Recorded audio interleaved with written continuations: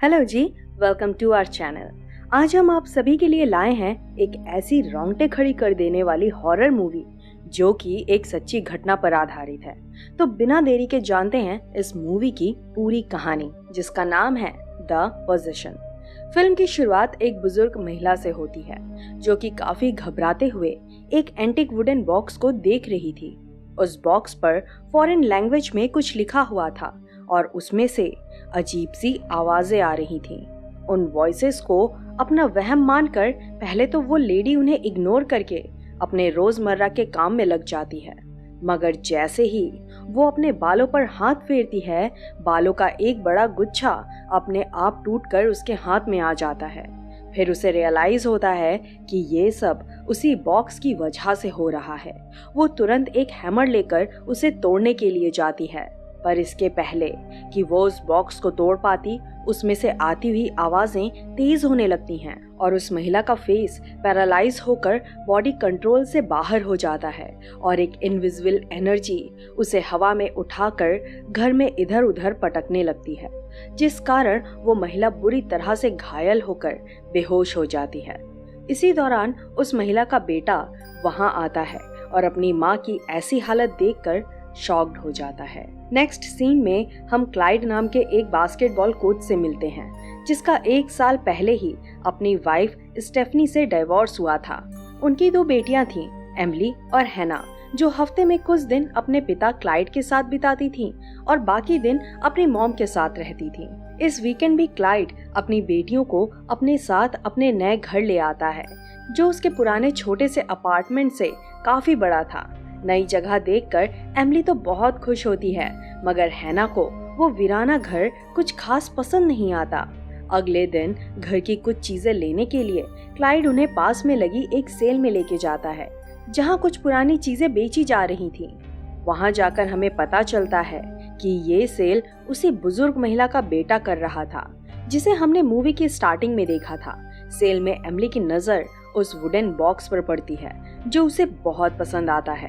Clyde उसके कहने पर वो बॉक्स खरीद लेता है, मगर जब एमिली उस बॉक्स को लेकर वापस जा रही थी, तब उसे पास की विंडो से वही बुजुर्ग महिला बैंडेजेस में लिपटी हुई नजर आती है।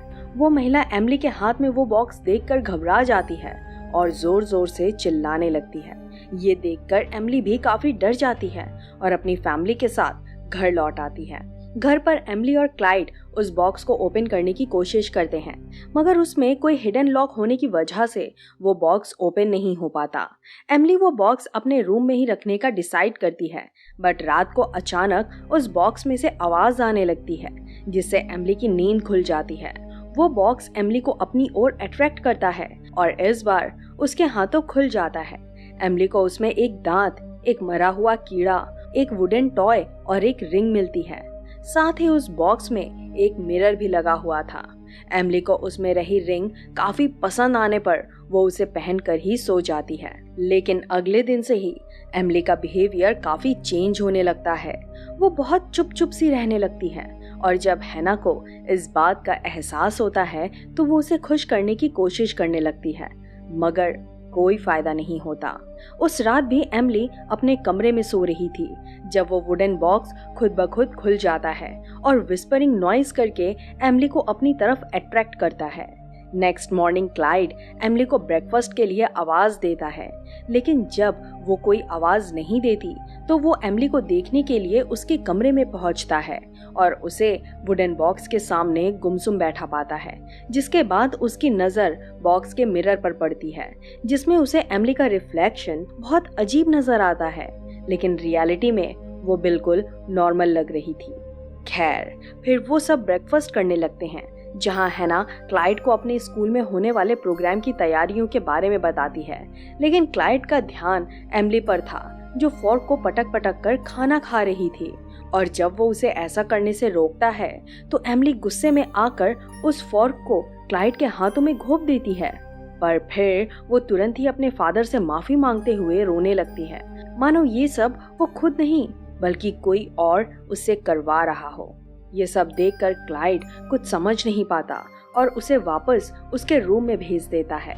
अब रोज की तरह उस रात भी जब एमिली अपने कमरे में सो रही थी तब वो वुडन बॉक्स अपने आप खुल जाता है और उसमें से कीड़े निकलने लगते हैं। इसी बीच हम हैना को वॉशरूम में ब्रश करते देखते हैं, जहाँ ढेर सारे कीड़े उस पर अटैक कर देते हैं और वो घबरा कर अपने फादर को हेल्प के लिए पुकारने लगती है। और जब क्लाइड वहाँ पहुँचता है तो उसे रियलाइज होता है कि वो सारे कीड़े एमिली के रूम से आ रहे थे। कमरे का दरवाजा खोलने पर क्लाइड ये देखकर दंग रह जाता है कि एमिली का पूरा कमरा उन कीड़ों से भरा पड़ा था और वो अपना वुडन बॉक्स लिए उनके बीच शांति से बैठी हुई थी। क्लाइड एमिली को उस कमरे से बाहर निकालता है और अगले ही दिन पेस्ट कंट्रोल वालों को अपने घर बुलाता है।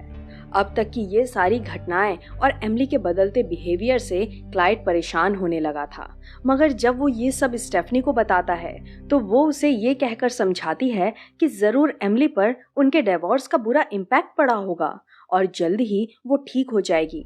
कुछ दिन बाद हैना का प्रोग्राम था, लेकिन बिजी होने की वजह से क्लाइड उसे अटेंड नहीं कर पाता, जिससे हैना काफी नाराज हो जाती है। वो उसे मनाने के लिए कॉल करता है, पर हैना गुस्से में फोन एमिली को दे देती है। बट एमिली क्लाइड की बातों को इग्नोर कर उससे अपने बॉक्स के बारे में बात करने लगती है। एमिली का बॉक्स को लेकर बढ़ता ऑब्सेशन देख क्लाइड खुद को रोक नहीं पाता और घर जाकर उस बॉक्स को चेक करने लगता है, मगर बॉक्स में पड़ी अजीब सी चीजें देखकर वो कुछ समझ नहीं पाता और उसे इग्नोर कर देता है। धीरे धीरे एमिली का बॉक्स से लगाव इतना बढ़ जाता है कि वो उसे अपने साथ स्कूल ले आती है। लेकिन जब उसका एक क्लासमेट मजाक में वो बॉक्स उठा लेता है तो वो बहुत एग्रेसिव होकर उस बच्चे को पीटने लगती है, जिसके बाद एमिली की टीचर बड़ी मुश्किल से उसे कंट्रोल करके उस बॉक्स को सीज कर लेती है और तुरंत उसके पेरेंट्स को बुलाकर बताती है कि एमिली का बिहेवियर काफी अजीब और वायलेंट होता जा रहा है।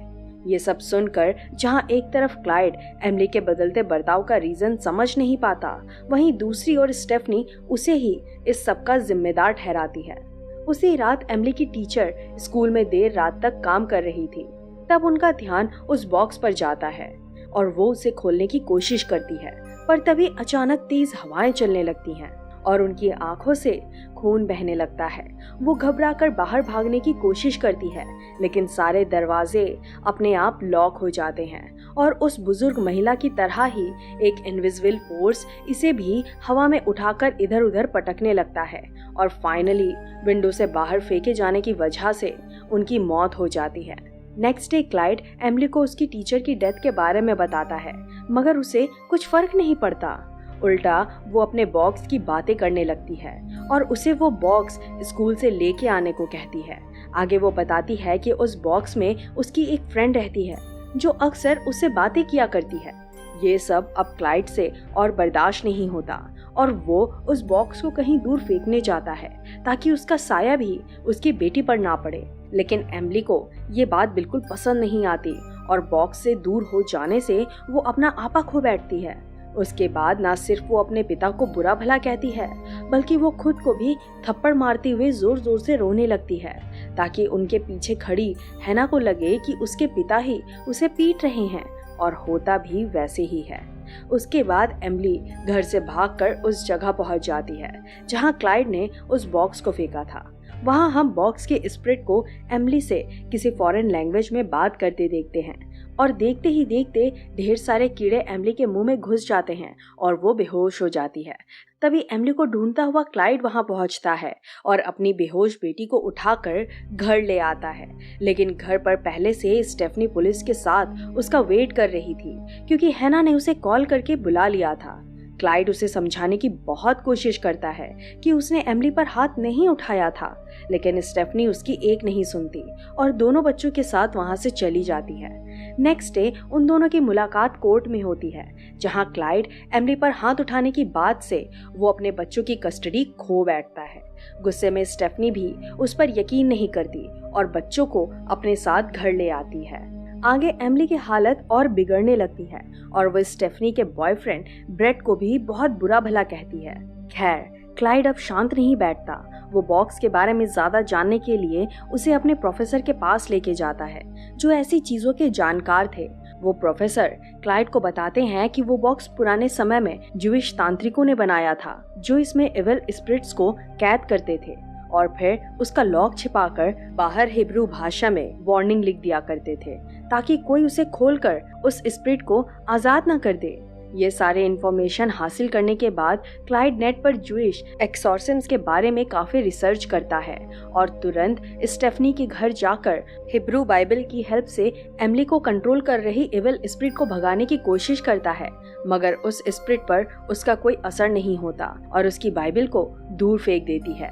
अब इससे पहले कि क्लाइड कुछ और कर पाता, स्टेफनी वहां पहुंचकर बिना कुछ सुने क्लाइड को अपने घर से बाहर निकाल देती है।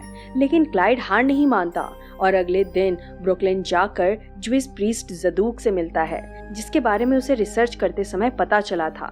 जदूक क्लाइड को अपने पिता और बाकी कम्युनिटी से मिलवाने चर्च ले जाता है, जहां क्लाइड उन सबको वो बॉक्स दिखाता है और उन्हें उसकी बेटी के साथ हो रही अब तक की सारी घटनाओं के बारे में बताता है, जिसे सुनकर जदूक के पिता उसे बताते हैं कि कैसे एक इविल स्पिरिट हमेशा एक प्योर सोल की तलाश में रहती है और ऐसी सोल मिल जाने पर उसे पॉजेस करने के लिए 3 स्टेजेस से होकर गुजरती है, जिसमें पहले वो होस्ट को स्ट्रेंज इल्यूजन्स दिखाती है, फिर उसे सबसे अलग करने लगती है और लास्ट में होस्ट की बॉडी पर पूरी तरह से कब्जा कर लेती है।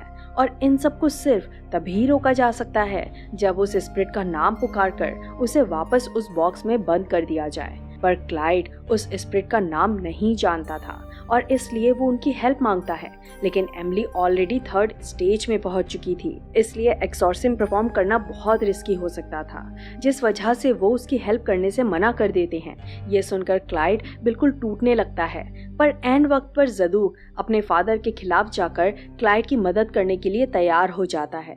दूसरी तरफ एमिली अब पूरी तरह पॉजेस होने लगी थी, जिसके चलते एक रात उसे फ्रिज से जानवरों की तरह मीट खाते हुए देखकर स्टेफनी के होश उड़ जाते हैं। इसके अलावा एमिली स्टेफनी को मारने की भी कोशिश करती है, पर अंत में खुद पर काबू पा लेती है। एमिली की ऐसी हालत देखकर ब्रेट उसे साइकेट्रिस्ट के पास ले जाने की कोशिश करता है, मगर अगले दिन जब वो उसे लेने आता है तो एमिली उसे गुस्से से घूरने लगती है और अचानक ब्रेट के सारे दांत खुद ब खुद टूट जाते हैं, जिससे वो खून से लथपथ होकर वहां से भाग जाता है और एमिली बेहोश होकर गिर जाती है। ये सब देखकर स्टेफनी और हैना एमिली को हॉस्पिटल लेकर जाते हैं और क्लाइड भी जदूक को लेकर हॉस्पिटल के लिए निकल पड़ता है।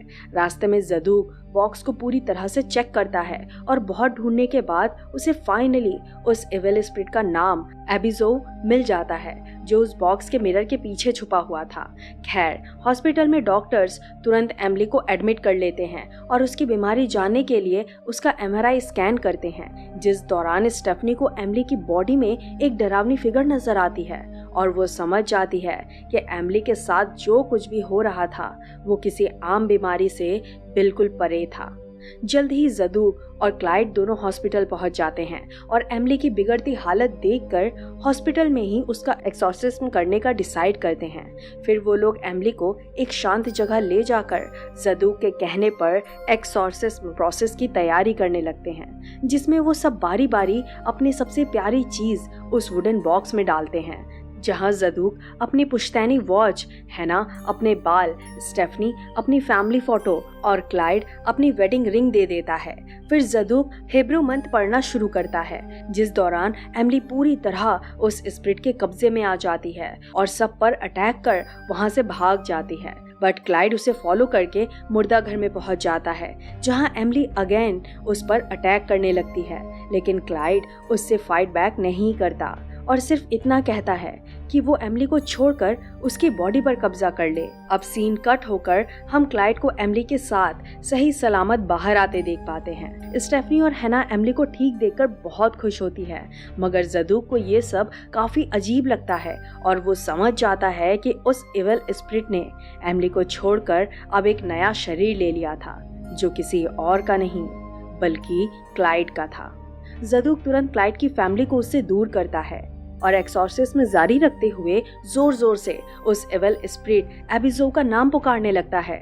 वो उसे बॉक्स में लौट आने का कमांड देता है, जिसे सुनकर एबिजो ना चाहते हुए भी क्लाइड के मुंह से निकलकर उस बॉक्स में खींची चली जाती है और उसमें हमेशा के लिए कैद हो जाती है, जिससे न सिर्फ क्लाइड और उसकी फैमिली को उस इविल स्पिरिट से छुटकारा मिल जाता है, बल्कि उनके बीच में खोया हुआ प्यार भी लौट आता है और वे दोबारा एक फैमिली की तरह रहने लगते हैं। हालांकि सब कुछ नॉर्मल हो चुका था, पर तभी सीन चेंज होता है और हम जदूक को देखते हैं जो उस वुडन बॉक्स को ठिकाने लगाने के लिए अपने फादर के पास ले जा रहा था। लेकिन अचानक तभी उसकी कार का एक्सीडेंट होकर उसकी मौत हो जाती है और हम देख पाते हैं कि वो बॉक्स अब किसी और को अपना शिकार बनाने के लिए यूं ही रोड पर पड़ा हुआ था और इसी के साथ मूवी यहीं एंड हो जाती है।